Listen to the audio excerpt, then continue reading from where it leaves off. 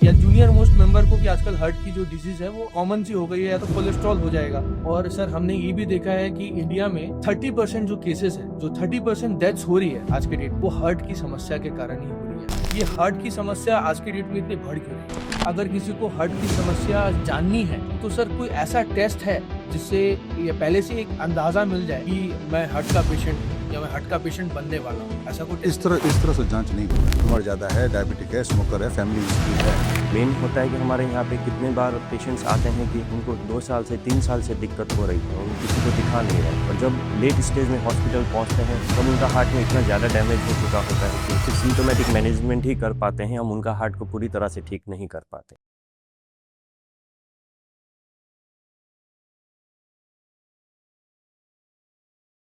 Welcome to the impactful episode of Lifesavers Unfiltered, brought to you by Maharaja Aggression Super Speciality Hospital in collaboration with Sanjay Peda channel. मैं आप सभी का फिर से स्वागत करता हूं। मैं आपका होस्ट चेतन संजय पेड़ा। आज हम एक ऐसे मुद्दे पर बात करने वाले हैं जो हर घर को टच करता है, heart emergency, heart attack response. आज के जमाने में हार्ट की डिजीजेस सिर्फ सीनियर लोगों तक लिमिटेड नहीं, young professionals, students, even fit looking individuals सब इस रिस्क के अंदर आ चुके हैं। क्या ऐसे सिग्नल्स है और क्या ऐसे फैक्ट्स है जो कि हम आम लोगों को जानना जरूरी है? तो चलिए शुरू करते हैं इस इम्पैक्टफुल एपिसोड का। आज हमारे साथ महाराजा अग्रेसन हॉस्पिटल से 2 कार्डियोलॉजिस्ट जुड़े हैं, doctor Ankit Mittal and doctor Kumar Abhishek ji. नमस्कार सर। स्वागत है हमारे स्पेशल एपिसोड में, brought to you by Maharaja Agrasen hospital in collaboration with Sanjay Peda channel. Sir हमारे इस सेशन में हम कुछ सवाल रखते हैं महाराजा अग्रेसन हॉस्पिटल के डॉक्टर्स के साथ, जो कि हमारे जो ऑडियंस है उन्हें स्पेशली गाइड करेंगे कुछ कुछ समस्याओं के बारे में जो कि लोग आम तौर पर फेस करते हैं। एंड सर हार्ट की समस्या जो है सर आजकल हर घर में कॉमन समस्या हो गई है। अब हम देखते हैं कि अगर घर में 10 मेंबर है तो जो भी सीनियर मोस्ट मेंबर होते हैं उनको होता है, या जूनियर मोस्ट मेंबर को भी आजकल हार्ट की जो डिजीज है वो कॉमन सी हो गई है, या तो कोलेस्ट्रॉल हो जाएगा या तो कुछ ऐसा समस्या हो जाएगी जिससे डर का माहौल घर में बना रहता है। और सर हमने ये भी देखा है कि इंडिया में 30% जो केसेस है, जो 30% डेथ्स हो रही है आज के डेट में, वो हार्ट की समस्या के कारण ही हो रही है। और हर 40 सेकेंड में हम देखते हैं कि एक हार्ट का मरीज जो है वो पैदा होता है। हार्ट का मरीज हार्ट की समस्या को लेकर आता है, ओपीडी में दिखाता है, और ये रेशियो काफी बढ़ गया सर। तो सर मैं आपसे ये सवाल पूछना चाहता हूँ कि ये हार्ट की समस्या आज के डेट में इतनी बढ़ क्यों रही है? कि सच यह है कि हार्ट की समस्या पहले भी थी, अचानक से बाहर आ गई हो ऐसी कोई बात नहीं है।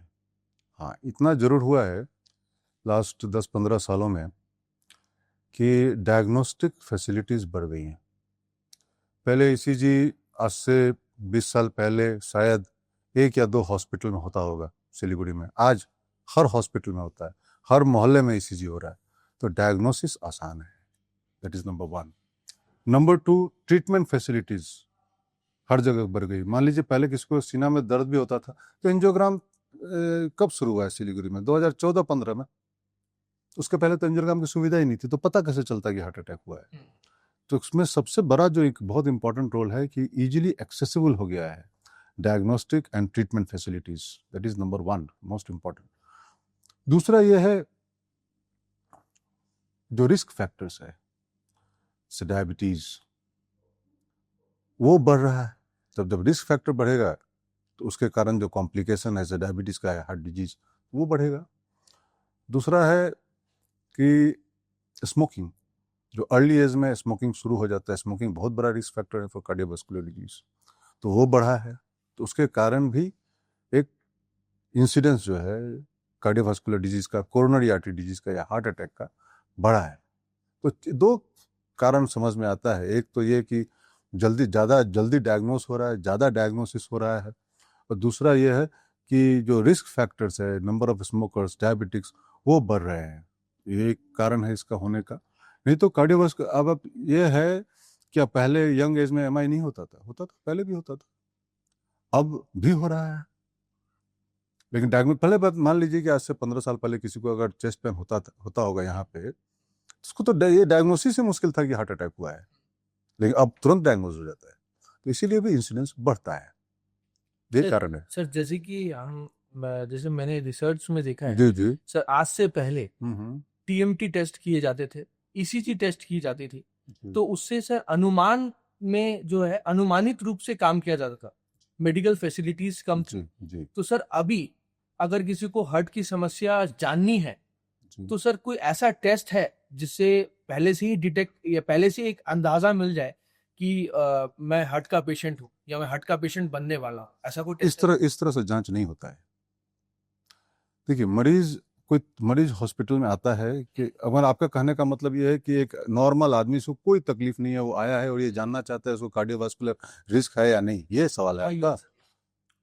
तो उसके लिए सबसे इम्पोर्टेंट बात तो ये उसका उम्र।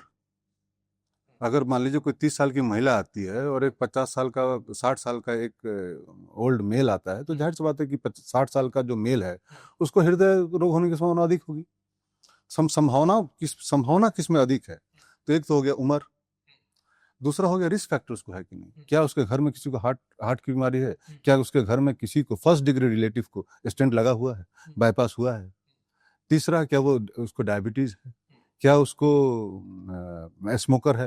ये तो सवाल पूछने से ही पता चल जाएगा।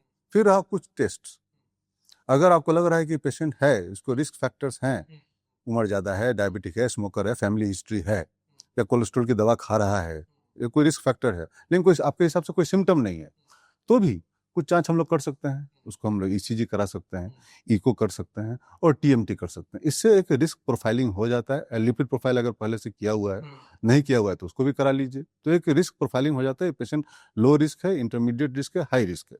अगर इन सब जांचों के बाद अगर ये पता चलता है कि नहीं इसको रिस्क है, तो फिर हम लोग उसको, और सिम्टम अगर नहीं है तो उसको सिटी एंजियोग्राम करा लेते हैं। सिटी एंजियोग्राम में पता चल जाता है कि क्या है उसको नस में, उसके जो हार्ट की जो आर्टरी है उसमें क्या कोलेस्ट्रॉल जमना शुरू हो गया है, या कहीं क्या उसके ब्लॉकेज, कुछ साइलेंट कोई ब्लॉकेज डेवलप हो रहा है जो आगे जा करके मुश्किल कर सकता है। तो ये एक तरीका है पता करने का। सर मैं एक सवाल आपसे करना चाहूंगा कि सर जैसे तेल की जो समस्या है, तेल Oil. लोग बोलते हैं कि ज्यादा ऑयली फूड खाने से कोलेस्ट्रॉल बढ़ता है या कोलेस्ट्रॉल से ही जो है हार्ट की समस्या होती है। सर इस बात में कितनी सच्चाई है? देखिए, जो हमारा हार्ट अटैक लेके आते हैं पेशेंट, जो हम नस में ब्लॉकेज बोलते हैं, ठीक है, वो ब्लॉकेज बहुत कारण से होता है। खून गाढ़ा होने की वजह से, थ्रोम्बोसिस जो बोलते हैं, खून जमने की वजह से हो सकता है। कोलेस्ट्रॉल जो जमता है, जो खून जमता है उसमें भी कोलेस्ट्रॉल रहता है। तो नॉर्मली जो हमारे शरीर में कोलेस्ट्रॉल होते हैं, बहुत सारी तरीके के कोलेस्ट्रॉल होते हैं, जैसे कि triglyceride, HDL cholesterol, LDL cholesterol. जो एलडीएल कोलेस्ट्रॉल है वो मेन एक कल्प्रिट रहता है जिसके वजह से हार्ट अटैक के चांसेस बढ़ते हैं। जो भी पेशेंट रहते हैं जिनको हाइपरटेंशन, डायबिटीज़ के साथ साथ लिपिड प्रोफाइल, जो कोलेस्ट्रॉल भी बढ़ा हुआ रहता है, एलडीएल कोलेस्ट्रॉल, तो उनको हार्ट अटैक के चांसेस बढ़ते हैं। तो हम ऑब्वियसली हम हर पेशेंट को एडवाइस करते हैं कि जो फैटी फूड है, जो ऑयली चीज़ें हैं, जो तला हुआ चीज़ है, वो नहीं खाना। ऐसा नहीं है कि कोलेस्ट्रॉल एकदम जीरो होना चाहिए, हमें एचडीएल कोलेस्ट्रॉल चाहिए होता है, that is a good cholesterol. पर जो एलडीएल कोलेस्ट्रॉल है वो जितना कम हो सके उतना कार्डियक हेल्थ के लिए अच्छा रहता है। कुछ ऐसी बातें भी हैं जैसे कि सर फैटी फूड्स में मिल्क भी आता है, मिल्क के प्रोडक्ट्स, मिल्क। तो सर फॉरेन कंट्रीज में हम लोग देखते हैं कि मिल्क का कैटेगराइज किया गया है, ग्रीन मिल्क, फिर उसको रेड, एक सिग्नल्स होते हैं, कुछ ऐसे साइन होते हैं जो कि हम देखते हैं बड़े बड़े स्टोर्स में रहते हैं।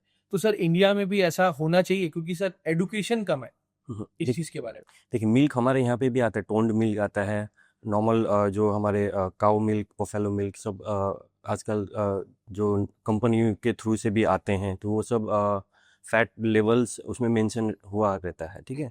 ऑब्वियसली लो फैट मिल्क अच्छा रहता है, बट ऐसा नहीं है कि हमें मिल्क प्रोडक्ट नहीं लेना है, हम ले सकते हैं। जो भी लेते हैं हम लिमिटेड क्वांटिटी में लेना होता है, ऐसा नहीं है कि जीरो। लिमिटेड क्वांटिटी में अगर हम कोई भी मिल्क या मिल्क प्रोडक्ट लेते हैं तो वो ओवरऑल सिर्फ कार्डियक हेल्थ को नहीं देखें, हम ओवरऑल बॉडी को देखें, बाकी सिस्टम्स को भी देखें, बोन मिनरल्स को भी देखें, कैल्शियम लेवल देखें, तो वो ओवरऑल फ़ायदा ही करता है इन अ लिमिटेड क्वांटिटी।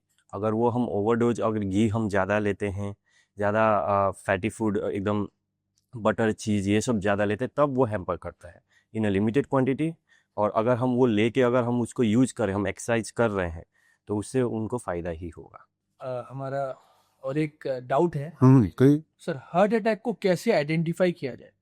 लेकिन कई बार लोगों को एसिडिटी सी फीलिंग आती है, तो बहुत लोग गैस समझकर उसको बाईपास कर देते हैं, और हमने ऐसे कई मामले देखे हैं जिसमें वो एसिडिटी कितनी बार हार्ट अटैक होती है। तो सर उसको आइडेंटिफाई करने का क्या? सबसे सहज और सबसे इम्पोर्टेंट है कि आपको अगर तकलीफ हो रही है, आप खुद ट्रीटमेंट ना करें। Nearest hospital, nearest medical help, जहाँ भी कोई डॉक्टर साहब बैठते हैं क्लिनिक में जाए, वहाँ जाए, वो बेस्ट है।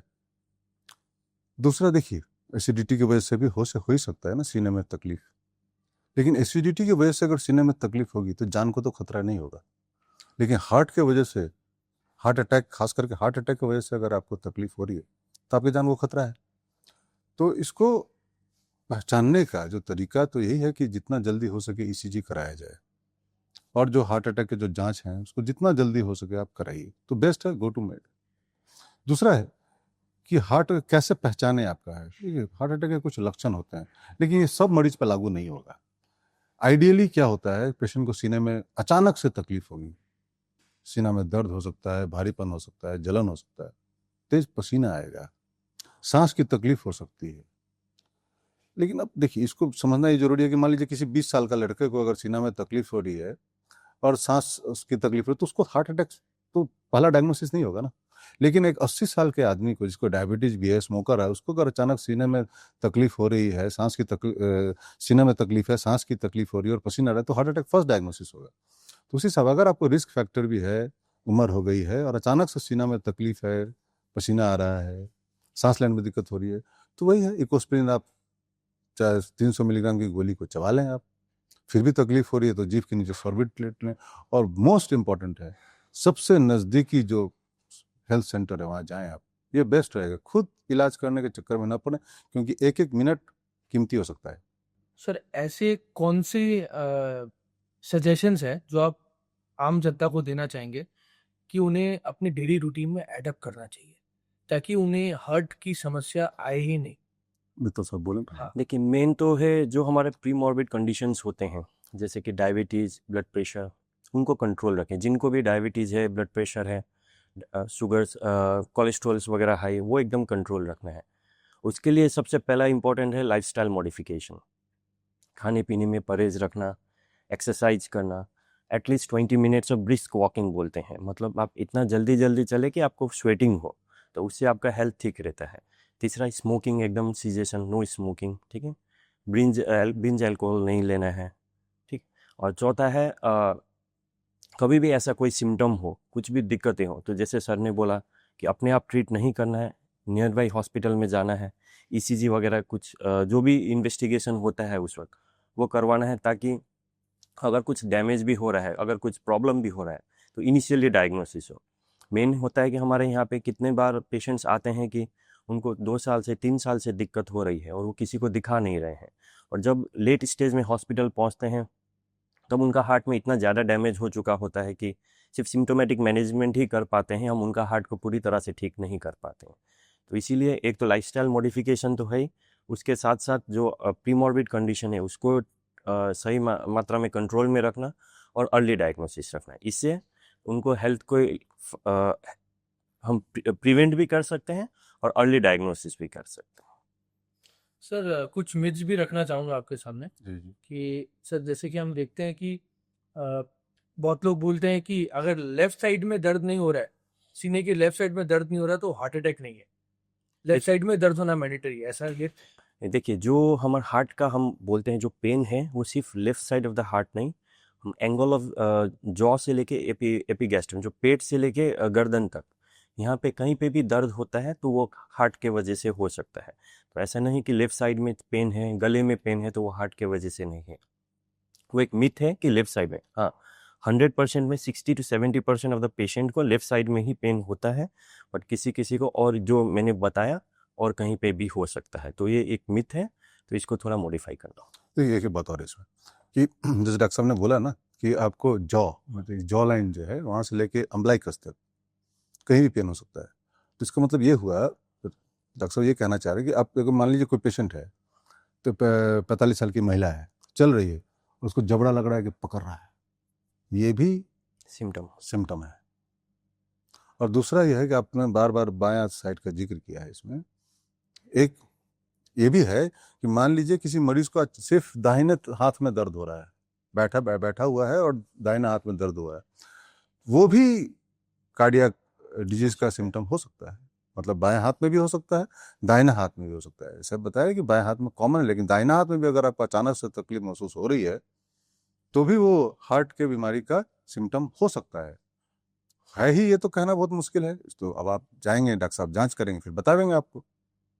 जी सर, ये तो एक ऐसी फाइंडिंग हमें आज मिली है कि एक ऐसा एडुकेशन मिला लोगों की वो सतर्क रहें कैसा, अच्छा। कि कभी भी कुछ भी हो सकता है। हमें इसको सिग्नल को वो नहीं करना है, जी ना, बाईपास नहीं करना है, जी ना, डॉक्टर के पास जाना है और जी उसको आगे ट्रीटमेंट करवाना है। बिल्कुल।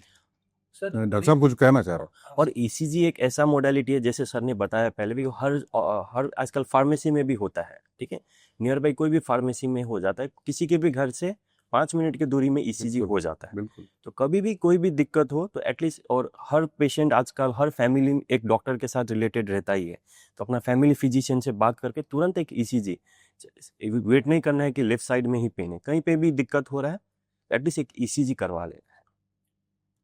सर और एक मिथ है कि फिट बॉडी है तो हार्ट अटैक नहीं आ सकता, या पतला बॉडी है जिसका बॉडी में फैट नहीं है, एकदम पतला है, तो बहुत लोग दावा करते हैं मैं तो फिट हूँ। नहीं, देखिए ऐसा है ना, एक बहुत बड़ा एक स्टडी ऐसा हुआ है कि इंडियन पेशेंट में बहुत एक मेजर चंक ऐसा है जिसको हार्ट अटैक लेके आते हैं, उनको कोई रिस्क फैक्टर नहीं होता है, दुबले पतले होते हैं, घर में कोई हार्ट की बीमारी नहीं है, ना उनको डायबिटीज है, ना कभी स्मोक किया, कुछ नहीं, प्योर वेजिटेरियन है या लेस बहुत कॉन्शस है, कि उनको भी हार्ट अटैक हो सकता है।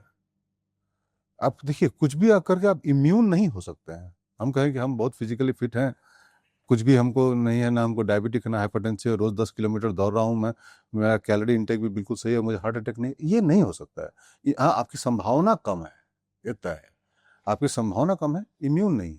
तो लगभग देखिए करने का सार ये है कि अगर आपको तकलीफ हो रही है, कंसल्ट अ डॉक्टर। बहुत मतलब बेसलाइन यही है। एकदम सही बात बोली आपने, जी। क्योंकि कुछ भी हो सकता है, लाइफ है। कुछ भी हो सकता देखिए है। आप मेडिकल फील्ड से आउट होके भी बोल सकते हैं लाइफ है।